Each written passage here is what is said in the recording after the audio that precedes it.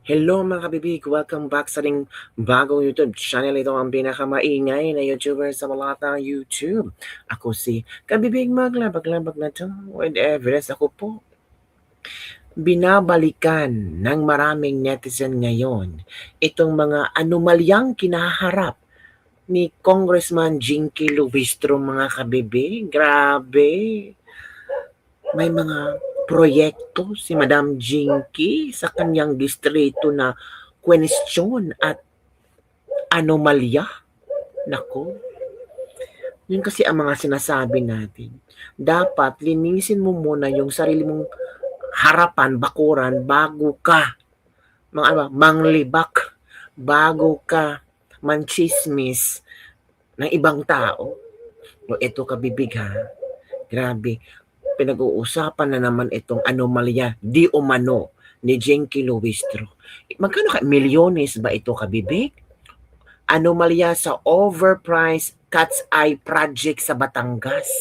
Nako, Madam Jinky. Ano to? Parang ay na-report sa bilyonaryo kabibigan, nag-usapan talaga, trending na trending, pinag-usapan ito ngayon. Sabi ng iba, o tingnan mo Jinky, akala namin ang linis-linis mo, meron din ikaw mga anomalya.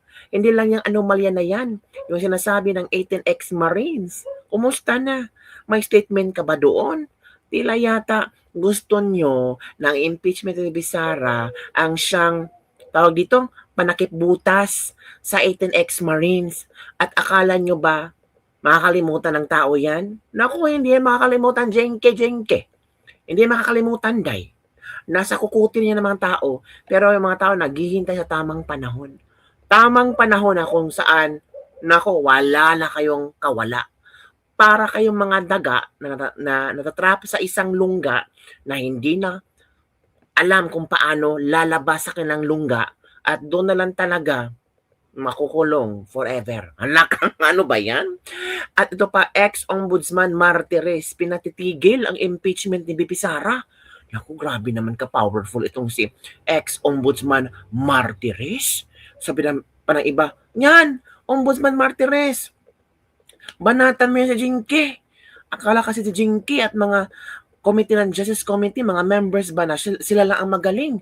Naku po, question ni Ombudsman Martires ang proseso ni Jinky Luistro. Naku, ito kabibigan, manood tayo muna sa anomalya daw di umano ni Jinky Luistro. Ano kayang anomalya kabibing, no? Manood tayo ha. Binalita na ito eh. Ito na kabibig. Ito na. Ibibigay ko talaga sa inyo kabibig. Ito na.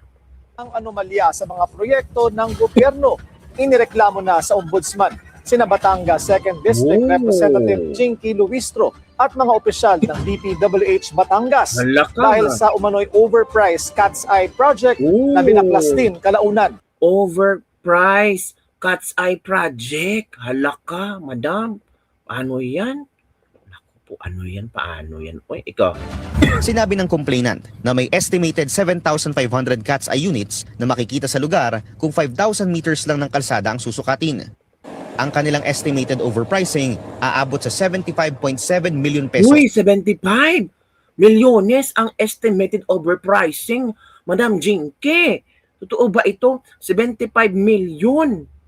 Naku po, ang laki pala ng overpricing sa overpriced cat's eye project ni Madam Jinky, mga kabibig. Halaka, nasagot na ba ito ni Madam Jinky? Okay. Kung pagbabasehan ang DPWH Detail Unit Price Analysis na una nang inilahad ni Baguio City Mayor Benjamin Magalong, kung saan naabot umano sa 11,700 pesos ang presyo ng bawat piraso ng cat's eye, kahit na around 1,800 pesos lang daw ang market price nito, including tax and installation. Sinuri namin ang nasabing kontrata. 98 million pesos ang kabuuang halaga ng proyekto, pero wala itong kalakip na detailed breakdown at project scope. Ayon sa DPWH 2nd District Engineering Office, tinatayang 6.3 kilometers o katumbas ng mahigit 6,000 meters ang sakop ng proyekto. Kung susundin ang market price na binanggit ni Mayor Magalong, mahigit 16 million pesos lang dapat ang presyo ng proyekto. Kung susumahin, tila pinatungan ang proyekto ng mahigit 80 million pesos para sa ilang libong road studs na binaklas lang din uli dahil hindi pa pala tapos ang construction. Malak ko. Dagdag pa ng complainant, rendered unusable na ang mga cat's eye upon removal. Pinuntahan namin ang DPWH 2nd District Engineering Office para kunin ang kanilang panig, pero wala raw available na makipag-usap sa amin. Sinubukan din naming hingan ng pahayag si Congresswoman Luistro, pero hindi pa ito sumasagot sa aming mga mensahe. Ang anomalya sa mga Hala, hindi pa sumasagot si Madam. Hala ka, palo na naman, aray mo, pakak. Yan na naman pala, kaya takot ka magpanalo si BP Sara. Magtatago na yan or siya na naman ay itatago ng asawa niya. Ito yung mga komento ng mga netizen ha. May pambayad, ala, buaya din, may utak ka pa naman, 10M, may ka ma'am. It's okay, 2028 new admin, those crooks will ganape. Luistro, sagot karma is real. Mukhang ikaw naman magtatago, ma'am. Sino ngayon ang dapat humarap sa taong bayan? Ganyan talaga ang mga taga Batangas. Kung totoo man yan, malamang talaga hawak mo ang beat. Hala, hawak mo ang beat. Naku po, ano ba naman yan? Harapin at huwag magtago. Naku po, ganyan kagani ng salapi yan. So, bulk order sa Alibaba. $10 plus lang tapos bakit tinanggal? Kaya nga gigil silang pababain si OVP sa pwesto dahil pag yan naupo, GG sila.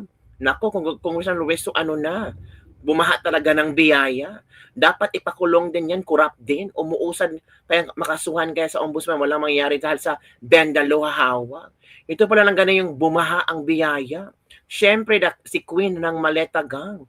Ito ang dahilan kaya di nila papayagan mga presidente si Sara kasi maniningil yun. Naku po, grabe naman. Huy, ano ba yun, mga overpriced Cat's Eye Project. Tapos, tinanong ng bilyonaryo kung ano ang reaction ni Madam Jinky. Walang tugon, mga kabibig. Naku, ano ang iyong reaction hinggil ito, kabibig? Na-shock ako, kabibig. Dapat mag-react si Madam Jinky, no? Sa Justice Committee nga, kailangan talagang managot. Kailangang magsalita. Kailangang magpakita. Kung walang tinatago, bakit mahihiya at matatakot? O, di ba yung mga sinasabi ni Madam Jinky Luistro? Hawak natin ang beat. Halok. Hawak natin ang cat's eye. Halok. Kaler kita Madam Jinky. Ay, so sana maano to ba, masagot ito ni Madam Jinky. I-search nga natin, i-search natin ba kung merong sagot si Madam Jinky Luistro. Jinky Luistro, cat's eye. Cat's Eye Project. Alam, meron ba yan? Tingnan natin. Cat's Eye Project.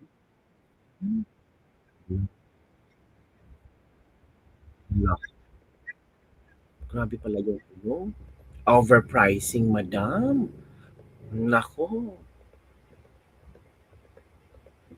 Nako po. Paano yan, kabibig? Parang walang sagot si Madam Luistro, no? Parang wala siyang sagot, no? Wala talaga. Ay, nako. Parang, ewan natin, kabibig. Basta yun, kabibig, na alam yun na, di ba? So, ito, kabibig, ito yung susunod natin pag-uusapan. Ombudsman, ex-Ombudsman Martires ipinatitigil ang impeachment hearing laban kay BP Sara. Ay, dapat matigil na talaga yan, mga kabibig. Oy, di ba?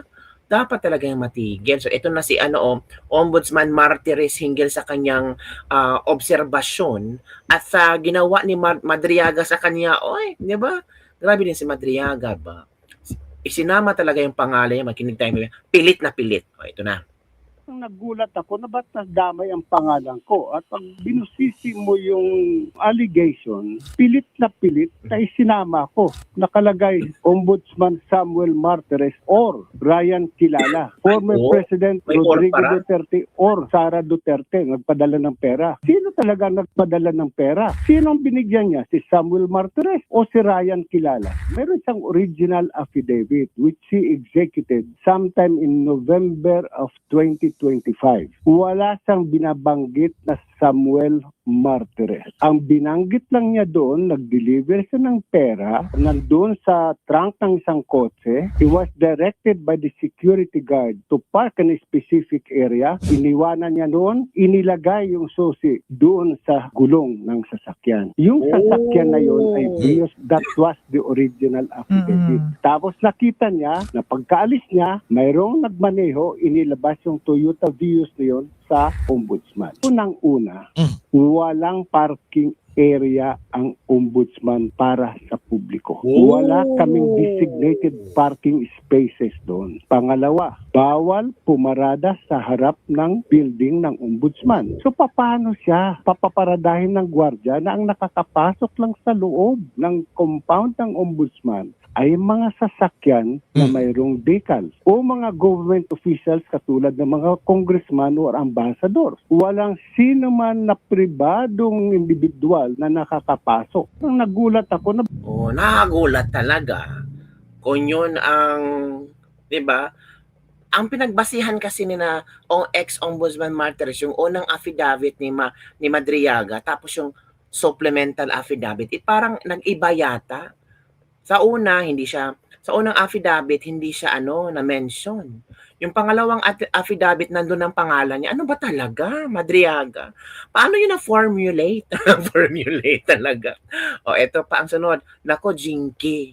Binanatan Pangalan ka ko. talaga. O, ito na. first, yung House Committee on Justice should have first read the affidavit of Ramil Madriaga. Tama talaga, kabibig. Sana Tama. tiningnan muna nila alin sa mga allegations sa affidavit ang natutugma sa impeachment complaint labang kay VP Sara Duterte. Which is correct.